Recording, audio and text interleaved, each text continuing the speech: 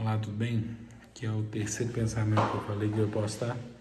Eu até tentei descrever para não tardar muito, mas nessa história de Jacó, de Esaú dizendo que Jacó era enganador, tem duas coisas que me pegam muito, sabe? A primeira é esse espírito que há em Esaú, e havia em Esaú e muitas vezes há em nós, de querer usar o erro do outro para justificar a nossa falta de compromisso.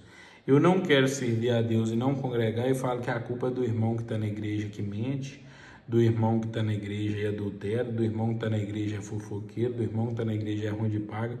Lucas, você está dizendo que tem tudo isso na igreja? Tem. Tem eu que estou lá que sou pior do que eles todos. Porque eu digo servir a Deus e comer tantos pecados. Tem você que acha que o outro que está em pecado, o pecado dele é maior do que o seu, só que Deus não nos divide em classe de maiores ou menores pecados. Ele divide entre pecadores de um lado e não pecadores do outro. E só tinha um na fila dos não pecadores, somente Cristo. No mais, todos nós somos iguais diante de Deus. Todos nós pecamos e carecemos da graça do Senhor. Então a primeira coisa que eu penso é isso, que nós não podemos deixar esse espírito se apoderar de nós.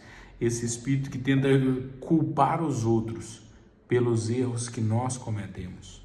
A segunda coisa é que muitas vezes nós repetimos essa história. Não, Jacó era enganador, Jacó era enganador. E às vezes também há no nosso meio esse detalhe. Porque quem diz que Jacó era enganador foi Esaú, mas disse arrumando desculpa. A Bíblia diz em Gênesis 25 que ele era Jacó porque ele era aquele que agarrava, ele nasceu com a mão agarrada. E você vai ver que ele lutou com o anjo, ele agarrou o anjo também, ele fez aquilo que ele fazia desde o nascimento. Só que isso, trazendo para os nossos dias, muitas vezes alguém vira e fala assim: nossa, você ouviu falar que o fulano de tal é isso? E sabe o que a gente faz? A gente repete a história sem saber da verdade. Alguém fala assim: nossa, eu ouvi dizer que o pastor fulano de tal fez isso. Eu não vi, eu não estava lá, eu não sou testemunha. Mas eu também repito a mesma história. Eu continuo repetindo um título que deram ao outro, seja de mentiroso, de fornicador, de adúltero, do que quer que seja. A pergunta é: será que isso que eu ouvi é toda a verdade? Ou será que essa é a versão que alguém contou? Ah, Lucas, mas é verdade mesmo. A pergunta é: no que te edifica repetir os rótulos que denigrem os outros?